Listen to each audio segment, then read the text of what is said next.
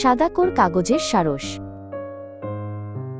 সাদাকোর মৃত্যুর পর তার বন্ধু ও পরিবার কাগজের সারস ভাঁজ করা চালিয়ে যায়। তারা সেই ইচ্ছাকে এগিয়ে নিতে চেয়েছিল যা সে শেষ করতে পারেনি। কাগজের সারস আর শুধু হাসপাতালের ঘরেই সীমাবদ্ধ রইল না। সাদাকোর গল্পের সঙ্গে সঙ্গে তারা ছড়িয়ে পড়ল সারা পৃথিবীতে।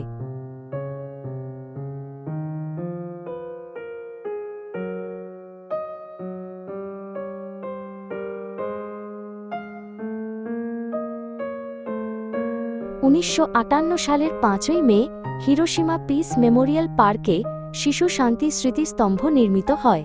পারমাণবিক বোমার কারণে নিহত সব শিশুদের সাদাকোসহ সম্মান জানাতেই এটি তৈরি করা হয়। স্মৃতিস্তম্ভের চূড়ায় রয়েছে কাগজের সারস হাতে এক শিশু কন্যার মূর্তি। আজও সারা বিশ্ব থেকে অসংখ্য কাগজের সারস এই স্থানে পাঠানো হয়।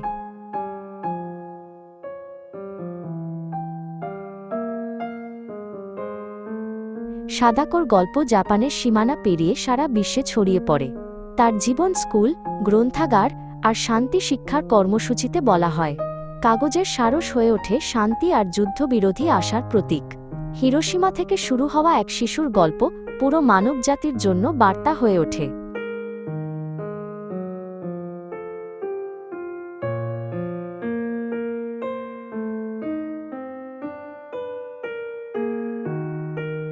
সাদাকো যুদ্ধ বেছে নেয়নি।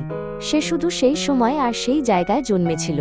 তার জীবন দেখায় যুদ্ধ কিভাবে নির্দোষ মানুষের গায়ে ক্ষত রেখে যায়।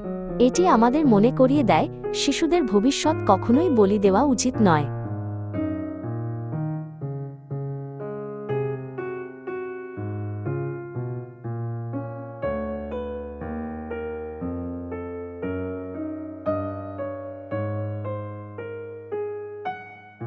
আজও পৃথিবীর নানা প্রান্তে মানুষ শান্তির আশায় কাগজের সারস ভাঁজ করে। প্রতিটি সারস বহন করে সাদাকোর নাম আর হিরোশিমার স্মৃতি।